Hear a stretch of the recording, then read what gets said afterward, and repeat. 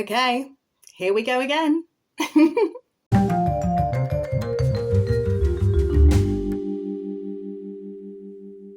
Just before we start, I want you to play a fairground guessing game with you. How much does that lot weigh? Put your answers in grams or kilograms, please, in the comments below, and I'll see you back here shortly and explain what's going on. Hello and welcome back to my channel. My name is Gemma and I've got a very special video here for you today. Love them or loathe them, stash tours are some of the most viewed videos in our knitting and crochet niche here on YouTube. Reddit threads light up with outrage and indignation, with people either reveling in them or clutching at their pearls at the horrors they've witnessed in these videos. So why then are these videos so popular? Why are they so viewed? And why, if it's so polarizing, why would I as a content creator bother making one? So why these videos are so popular, I've got three theories here. The first one is a bit of good old-fashioned nosiness, right? Who doesn't like a little sneaky peek into someone else's life and house? And so, for example, TV shows like Through the Keyhole with Lloyd Grossman going, who would live in a house like this? People love it, having a little rummage around and guess. Come Dine With Me, a very popular show over here in Blighty. Everyone loves that moment where the guests sneak off and have a rummage through the drawers and everyone's like, oh, what's going to come out of that one? Everyone loves it. So a bit of good old-fashioned nosiness. There's also an element with content creators or YouTubers here, especially someone like me who have multiple whips going on. There is often the question, just how much yarn do you actually have? And people like Nitty Natty with all her yarn stash, or other people that you might want to see. The second reason is validating your own life choices. When you look at this here behind me, you might grab your husband or partner, girlfriend, wife, whoever it is, into the room and say, look, mine's not that bad. This is a stash. Mine's small. So it could be for validating your own choices there, or it could be like me and you're seeing someone else with a rather large stash and thinking, oh, I'm not the only one. This is something. When it comes to shopping habits and how you buy and why you buy, it might help validate those as well. And finally, and this is a little bit ugly, but nevertheless, I think it's true. It's just a bit of gossip. For the love of the gossip. It gives us something else to talk about on Reddit or in knit and natter, crochet and chatter groups, other than, what's on your needles and what the kid's up to at the weekend. It's, did you see that video? Have you seen how much yarn she's got? Gosh, talk about overconsumption. Oh, I know, I just could never. But wouldn't it be lovely to have that much yarn? Oh no, I wouldn't know what to do with it. But how do you buy? And it just fills this whole new angle of conversation with a little bit of salacious gossip in terms of yarn stash. So there we are. I mean, who's above it, really? So why am I doing this then? As I can almost hear the keyboard warriors, Redditors and gatekeepers flexing their hands in readiness and glee to condemn me or whatever is going to come out of here. Simply put, it's for me. I've already done two, maybe three stash related videos on this channel. I did a big one where I Swedish death cleaned my stash. So I used the Swedish death cleaning method to help me reduce my yarn before the big cross-country move. If you've been here a while, you know that 2 years ago I moved from Kent, where I was running a yarn shop, remember that's important for later, to Devon. And it costs thousands to hire a moving company to move you across the country. I was not going to be paying for stuff to come all the way over here for me to just not use or get rid of later on. So I used the Swedish death cleaning method and released anything that practically I wasn't going to use or didn't want someone, so say if anything happened to me, to have to deal with when I was gone. And I'm so glad I did, because at the time I was running a yarn shop and I could take these boxes, this sort of size box, full of yarn to knit night and put them on the table, and they were fallen upon with glee by people who actually appreciate what was in there as well. And also I almost said better knitters than me. I mean more organised knitters than crocheters than me. And actually within weeks, the yarn that had been hoarded in my stash for this abstract project that may or may not happen at some abstract point in time was produced into tops and hats and things within a matter of weeks. And that brought me so much joy. I was so pleased to see that had happened. So that was a couple of stash videos there. And then the most recent one was a bit of a stash tour in 2024. And that was when we got a load of boxes. You can see the black ones here and here, to try and reorganise the yarn and reclaim our space, because our bedroom, it's always the way, isn't it? Your own bedroom is the last one to get dealt with in a house move, I find anyway, and it becomes the end of the river. There were boxes stacked almost to the ceiling, and I felt the whole thing really oppressive, and we just needed to organise it. So at the end of 2024, coming into 25, I did that. And the video was all right. It was a bit more of a let's look at my stash and organise it. But it was actually filmed on the day we lost Alan's grandma. And so it started off with me sort of organising it and going, oh, what am I doing? And then you'll notice it suddenly kind of stops, the lighting changes, and you've just got short video bursts of me laying out skeins and just moving on from that.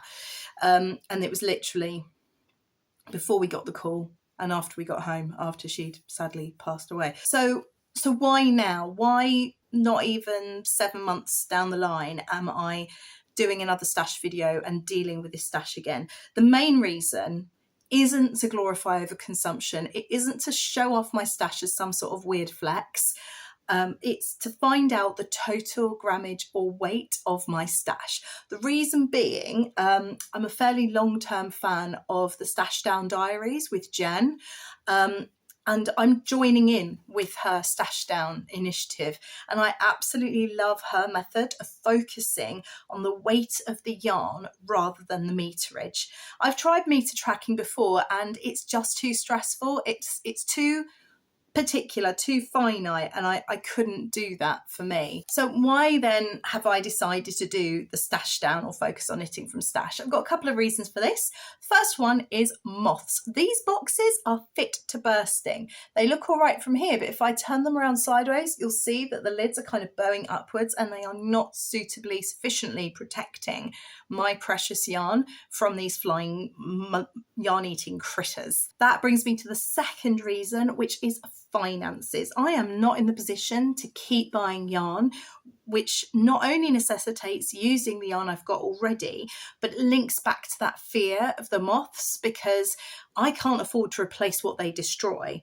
My stash has become more special and more valuable to me. Now I'm in the position where I can't just willy-nilly go out and buy a skein of yarn.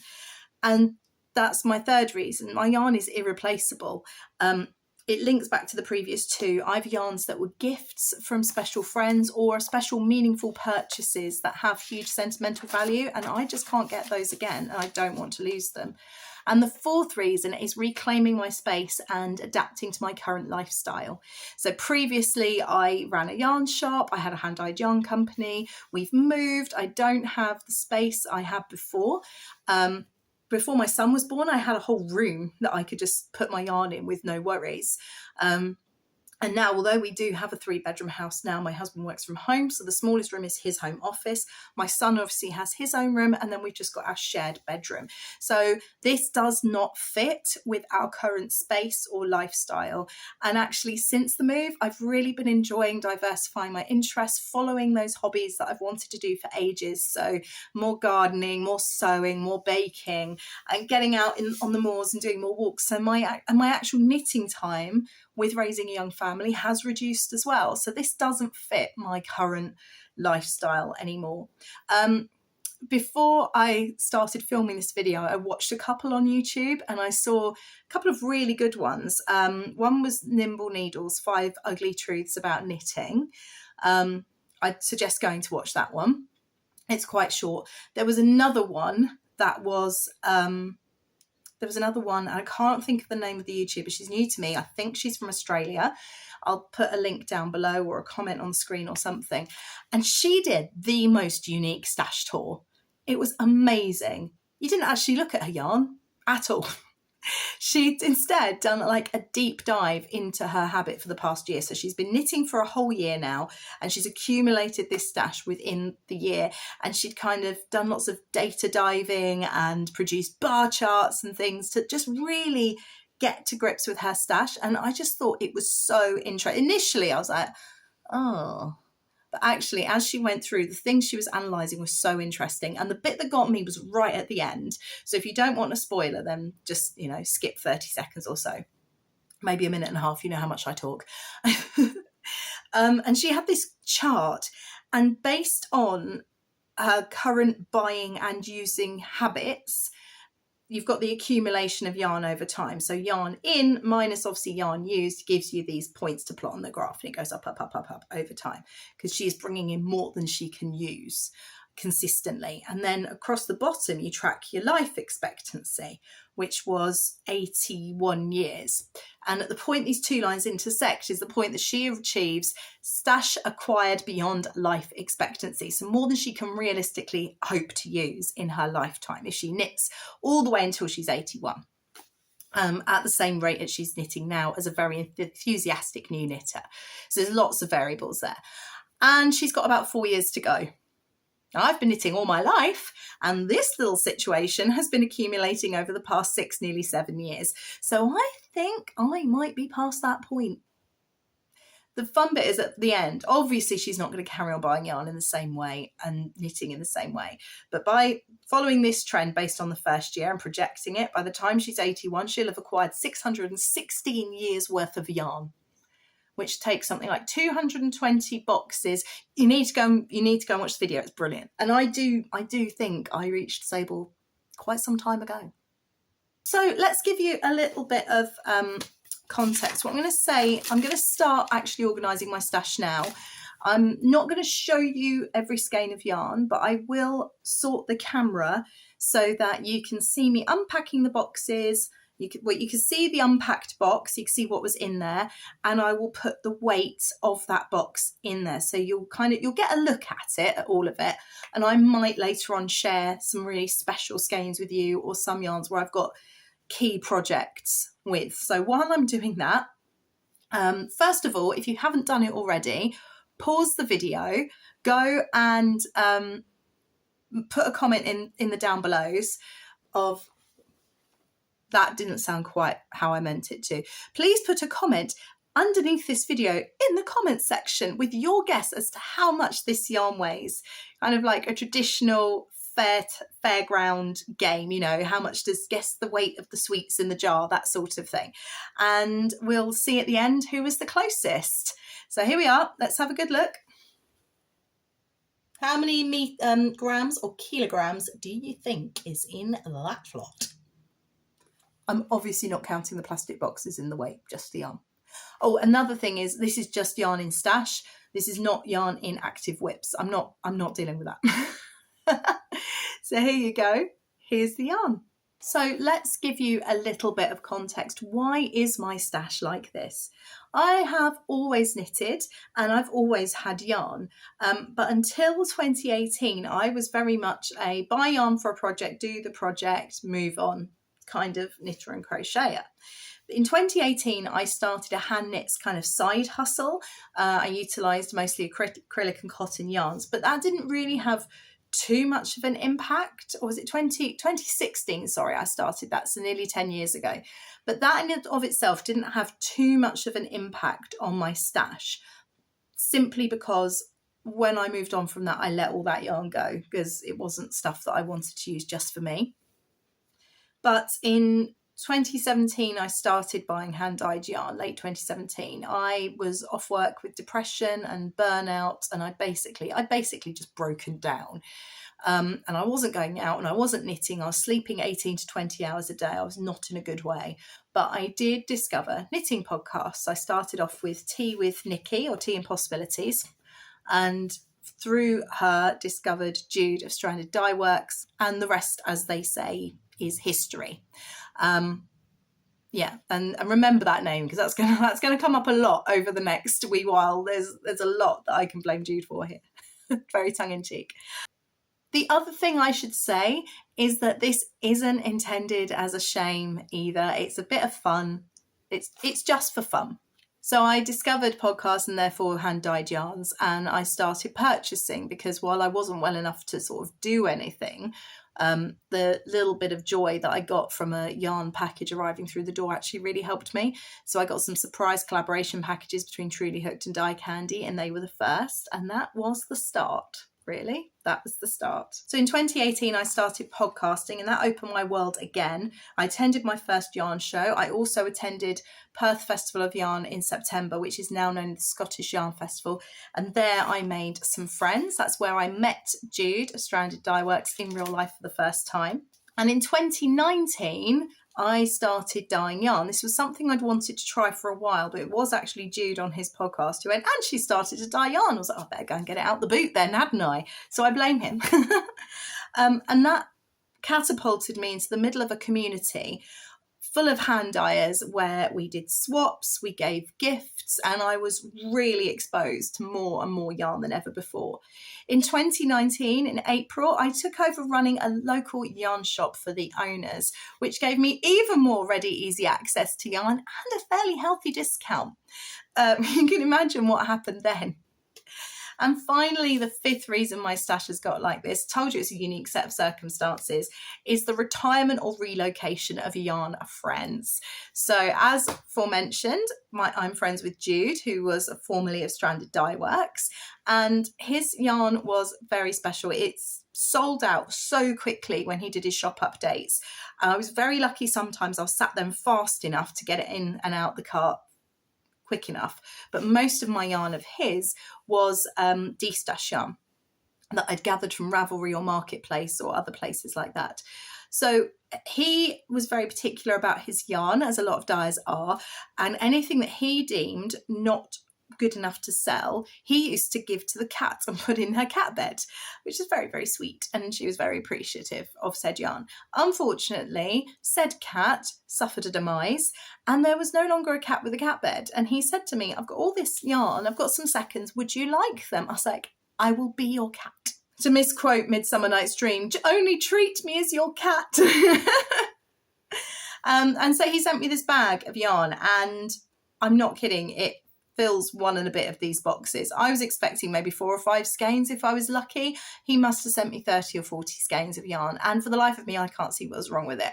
No, I was not complaining. I'm very, very lucky, and I know this. And then later on he closed Stranded Dye Works and relocated to the north of Scotland. If you are following him as Rewilding Jude, you'll see the wonderful life he's building for himself. And as such, he was de-stashing more yarn. Again, like me, didn't want to schlep it all the way up the country just for it to sit there. And he's knocking the house down anyway, so he doesn't need the insulation. So he said to me, look, I've got some yarn for you. Do you want it? So again, I got a whole load of seconds from Stranded Dye Works, which I'm absolutely thrilled with. And he also sent pictures of sweater quantities, special self-striping skeins that he was going to de-stash that he wasn't going to use, that came from the Super Summer Knit Together. And I just circled the ones I would like. I was quite reserved and got those. And also so that's relocation and retirement. So it's the cat died, retired, relocated. Another relocation has just happened yesterday or Wednesday. And that is my lovely friend Mina of the Knitting Expat podcast has buggered off to Gibraltar with her family, and to soften the blow she had this big bag of yarn she wasn't going to take to Gibraltar with her. She said, I'm not taking it, have a look through, is there anything you'd like? And that is that little bag there. Little bag. Spoiler, there's 2.5 kilos in there. I know that already because I worked it out a couple of videos ago. And I left a lot more than I took. So there's that as well. And again, she was de-stashing and organising her yarn a year or so ago and had lots of Knit Crate yarns that Knit Crate had sent her. Knit Crate no longer exists. But because she's quite well known on YouTube, she got those yarns sent to her. And she very kindly let me take some as well.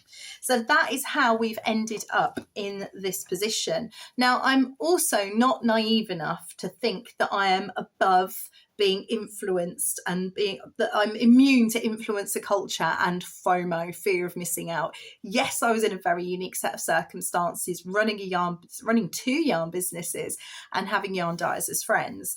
But I was not immune to influencer culture and fear of missing out. Yarn became an emotional bond. So, for example, we have friends who played Dungeons and Dragons, and we all bought Dungeons and Dragons themed yarn because we all wanted the same, because it was Dungeons and Dragons and it's our thing. Was it yarn we'd necessarily have gone for? Who knows? Same with the dragon stitch markers. I absolutely love mine, but is it something I'd have dropped a tenner on normally? Who knows? Take the ball band off. And what does that yarn actually say? There are so many times I have bought yarn for the name, and with a little bit of critical reflection, if it had been under another name, about 50% of those I would not have bought. As Shakespeare said, what's in a name? A rose by any other name would smell as sweet. Well, apparently, yes, but would it be one you'd want to bring into your home? There's the question. So I hope you enjoy this video. A friend of mine just last night said, I don't bother with stash videos under an hour, waste of time. So I really hope she's actually watched this one through and found it interesting. It's a little bit different. And over the next year, I'm going to track and see how much goes out versus how much comes in. In theory, nothing, touch wood, should come in, but we'll see. And I'll see you in a year and see how I'm getting on and whether or not I do actually release any of these boxes. The other thing happening through this video, as you will have seen, is that some of it I'll have been putting aside. I think I haven't actually done it yet. I've just recorded the context stuff. But the other thing I think has probably happened is I've put some yarn aside to de-stash, either to charity shops or friends that I'm just not going to use. I did actually do a free colour analysis on myself and discovered my palette, which I will put on the screen here. Now, this isn't 100% accurate because it wasn't a paid for analysis. It was just a free one. I don't think I even uploaded a picture. Oh no, I did upload a picture, but the picture didn't really show. It showed that I have grey eyes, and I think they have gone a bit grey. They weren't quite grey after Lara died, actually, because did you know grief can change your eye colour? Isn't that interesting? But they were fairly brilliant blue, like Robin's, but they've gone a bit darker. But anyway, it made me all look a bit more grey. But nevertheless, it is a good kind of indicator of what colours I can actually wear and will suit me. I'm a summer, apparently, which is why I quite like this one, I think, and the girly frill. So yeah, cut yarns that aren't going to be used or just aren't me, then I'm going to let them go as well and see how we go. Let me know how close you got with your guess. What is your stash like? Does this sort of video inspire you, or does it bring you out in hives and a cold shudder? Let me know below, and I will see you next time. Take care. Bye. Hello, please excuse the yellow lighting, but I have just, it's editing Gemma, I have just finished calculating how much yarn I've got. Now this is unused yarn, or yarn that is in whips that I'm going to rip back, and therefore the yarn will be coming back into my stash. I am not counting active works in progress, and that does include my 6 granny square blankets, which weigh quite a lot. So in total, I have 40, hang on, let me look at the number. Or tell me the number. 47402. Okay, 47,402 grams. So with the stuff that's in active whips, I reckon that's easily another 3 kilos. You're looking at about 50,000 in total, but 47,402 grams. I looked at Ravelry and I looked at the rough estimate of grammage that I used in 2024, which was a good knitting year for me. And I used something like 4,356 grams. And then I divided my total that I calculated, which again, bear in mind, doesn't count active whips, by that number, and worked out that I've got 10.96 years worth of yarn to use. So my challenge, and this is going to be the longest video series in YouTube history, I reckon. The challenge is, can I get my stash down to 1 kilo? Well, my husband says 15, my friend says 10. So can I get my stash down to, say, 10 kilos? I still think 1 kilo by the time I'm 50. Can I use it up? I'm 38 now. Can I use it up by the time I'm 50? So that's 12 years. That's going to be quite a challenge because it relies on having good knitting and crochet years like I did in 2024 and actually finishing things. So yeah, I'm not going on a total yarn ban because that would absolutely make me totally miserable and no one would want to be around me. But yeah, there we go. I'm very keen to find out if your guess was what we thought. I have gone through everywhere that I can think of that there might be yarn. I'm confident I've got it all. I've already de-stashed 250 grams today to Wool on the X, and I only brought in 100 grams. So far, I'm winning. Thank you very, very much for watching this very peculiar video, and I will see you in the next one. My next big walk of shame video is going to be the Whip Walk of Shame revisited 1 year on in November, so do check back for that. And in the meantime, I hope you enjoy my usual content. Take care. Bye.